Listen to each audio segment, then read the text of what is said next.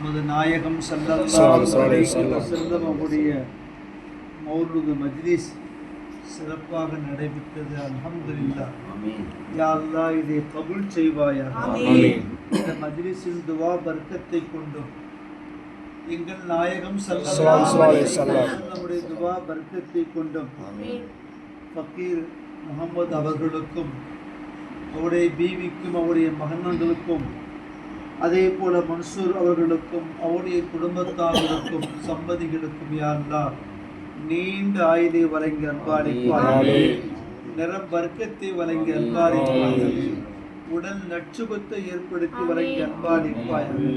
இந்த மஜ்லிஸுக்கு யாரெல்லாம் வருகை தந்திருக்கிறார்களோ யா அல்லாஹ் அவருடைய நாட்டங்களும் தேட்டங்களும் நிறைவேற்றி கொடுப்பது மாத்திரமல்ல, உயிரிலும் மேலான கண்மணி நாயகம் ஸல்லல்லாஹு அலைஹி வஸல்லம்களை கனவிலையும் நினைவிலையும் தரிசிக்கிற பாக்கியம், அவருடைய துவாக்கள் வாங்குகிற பாக்கியத்தை யா அல்லாஹ் வழங்கி அல்பாளிப்பார்.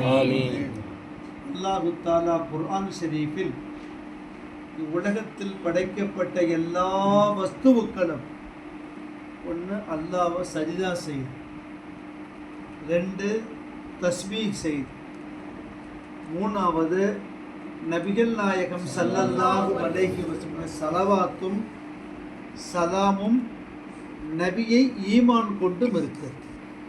அல்லாஹ் சொல்கிறான், அலம் தர அன்னல்லாஹ் யஸ்ஜுது லஹு மன் ஃபிஸ் ஸமாவாத்தி வல் அர்த். நபியே நீங்க பார்க்கலையா, வானமும் பூமியும் உலகத்தில் படைக்கப்பட்ட அத்தனையும் எமக்கு சஜிதா செய்யுது நபியே. வன்னஜ்மு வஷ்ஷஜரு யஸ்ஜுதான், நட்சத்திரங்களும் மரங்களும் எமக்கு சஜிதா செய்து நபியே. உலகத்தில் படைக்கப்பட்ட எல்லா வஸ்துக்களும் அல்லாஹ்விற்கு சஜிதா செய்யாதது எதுவும் இல்லை.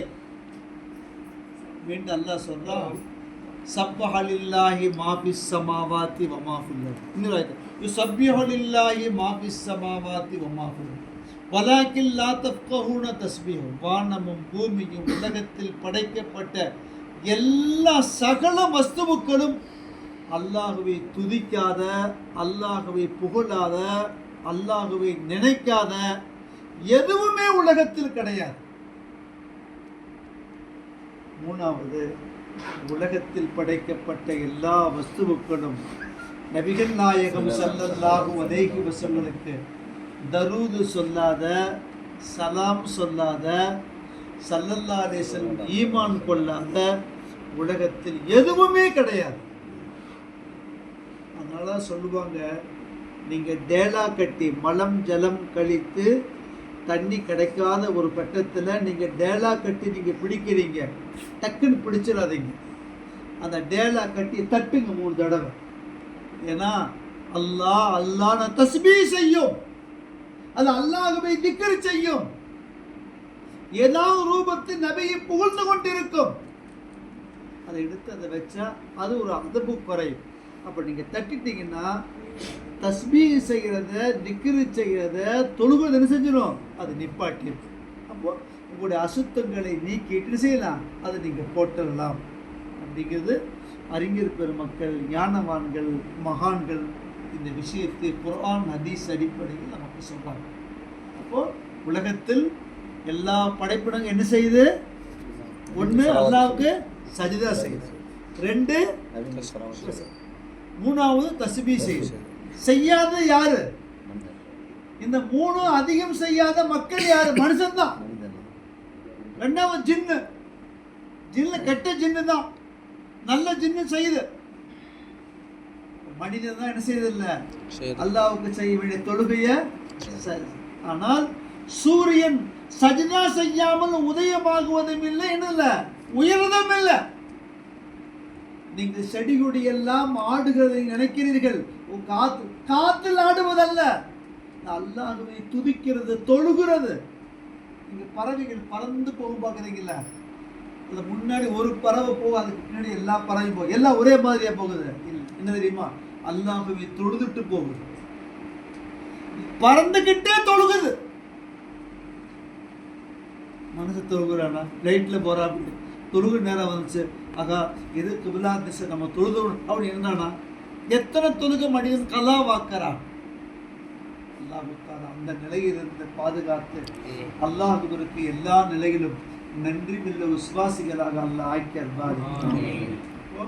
உலகத்தில் படைக்கப்பட்ட எந்த வஸ்து எடுத்தாலும் சரி, ஒரு கப்பலில் பிரயாணம் போயிட்டு இருக்கிறாங்க.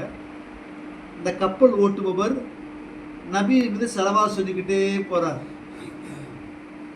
ஒரு சஹாபி இதை கேட்கிறார். ஒருத்தர் மீன் பிடிக்கிறவன் மீனை பிடிக்கிறான், கப்பல் படகுல பிடிக்கிறாங்கல்ல, பிடிச்சிட்டாங்க, மீன் அங்கேயே விற்கிறான். இந்த சஹாபி பார்க்குறாரு, ஒரு மீன் நல்ல பெருசாக அழகாக இருக்குத, எல்லாரும் மீனை, இவர் ஒரு பெரிய மீனை வாங்கிட்டார். இந்த மீன் ரசூலுல்லாஹ்க்கு சமைச்சு கொடுக்கணும் முடிவு செஞ்சுட்டார். வீட்டுக்கு போனார். அந்த மீன் நல்லா இருக்குது, நல்ல ருசியான மீன், ரசூலுல்லாஹ்க்கு சமைச்சு கொடுத்து அப்பவே முடிவு செஞ்சுட்டேன், நல்லா ரெடி பண்ணி கொடு அப்படின்னு. சரிங்க, வீட்டை அடுப்பு பற்ற வைக்கிறாங்க. அடுப்பு தீ பிடிக்க மாட்டேன். அந்த மீன் அறுக்கலைன்னா அறுக்க முடியாத மாதிரி ஒரு சூழ் எப்படியாவது தடுத்துருது. ஆனால் மீனுக்கு உயிரும் போல. ஒரு புரியாத புதினா இருக்குத. சரி, ரசூலுல்லாஹ்ட்ட போய் விஷயத்தை சொன்னாங்க. எல்லாரும் மீன் வாங்கினா, 400 மீனை வாங்கினேன், உங்களுக்கு சமைச்சு கொடுக்கணும் முடிவு செஞ்சேன், வீட்டை கொண்டே கொடுத்தேன், அடுப்பு பற்ற வைக்க முடியல, அணையுது, மீனையும் அறுக்க முடியல, ஒரே குழப்பம், இது என்ன யார சொல்ல புரிய மாட்டேங்குது. சொன்னாங்க, அந்த கப்பல் ஓட்டுபவன் ஸலவா சொல்லிக்கிட்டே வந்தானா, அந்த ஸலவாத்துடைய சத்தத்தை இந்த மீன் அப்படி கேட்டுக்கிட்டே வந்துச்சு. அதனால் அந்த மீனுக்கு மரணம் இல்லை. அந்த மீனை கொண்டு எங்க அங்கே கொண்டு விட்டுருங்க நபிகள் நாயகம். ஞானிகள் அறிஞர் பெருமக்கள் சொல்வார்கள், யார் நபியை புகழுகிறாரோ, யார் நபி ஸல்லல்லாஹு அலைஹி வஸல்லம் துதிபாடுகிறார்களோ, ஸலவாத் சொல்கிறார்களோ, அல்லாஹ் தஆலா அவங்களுக்கு அகால மரணங்கள் வராது. அகால. அதே போல ரசூலுடைய ஆஷிக்கில் ஒரு கபிரிஸ்தான் அடக்கப்படுறார். பக்கத்தில் குடியார, விபச்சாரி, மொல்ல மாதிரி முடிச்சவிக்கி இருக்குது கபர் பக்கத்தில் தான். ரசூலுடைய ஆஷிக்காக இருக்கிற காரணத்தால் இந்த கபரு புருண்ட புருண்ட புருண்ட மதீனாவிற்கு போகும்.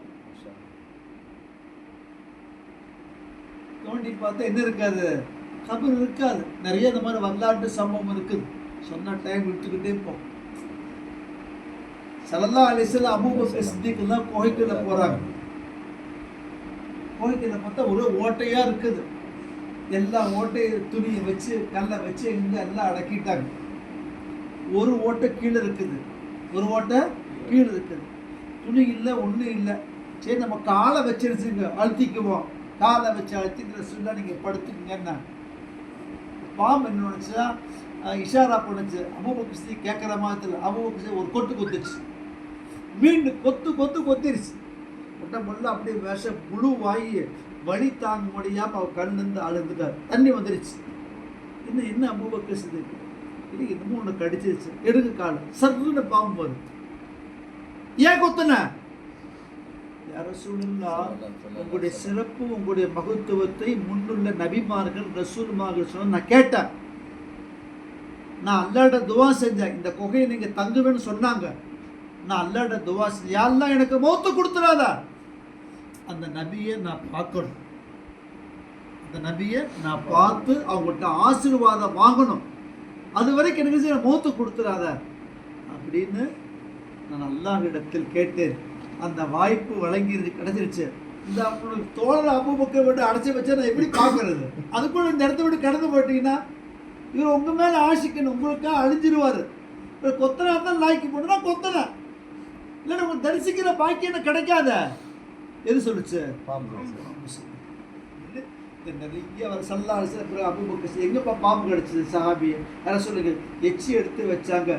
பாம்பு விஷம் எப்படி இருந்துச்சு அதை விட வேகமாக விஷம் இறங்கிடுச்சு. ரபியுல் அவ்வல் கூட நிறைய இடங்களில் பாருங்க, ஸல்லல்லாஹு அலைஹி வஸல்லம் ஆடை, ரசூலுல்லாஹ்வுடைய தொப்பி, ரசூலுல்லாஹ்வுடைய தலப்பா, ரசூலுல்லாஹ்வுடைய குச்சி, ரசூலுல்லாஹ் முபாரக்கான முடிகளை வச்சிருப்பாங்க. நினைவு பாருங்க. அவைகளை முன்வைத்து துவா கேட்டால் துவா கபுலாகும். அதை பற்றி பேசுனா குர்ஆனை எடுத்து டைம் போயிடும். இந்த மௌலூது மஜ்லிஸு நம்ம ஃபக்கீர் முகமது அபுஜி வீட்டில் நடந்திருக்கு, நம்ம கலந்துருக்குறோம். இது நமக்கு என்ன செய்யாது, இது பலன் நமக்கு அல்லாஹ் கொடுக்காமல கொடுத்துருவான். என்ன செய்வான், நமக்கு கொடுப்பான், நம்ம சந்ததிகளுக்கு கொடுப்பான்.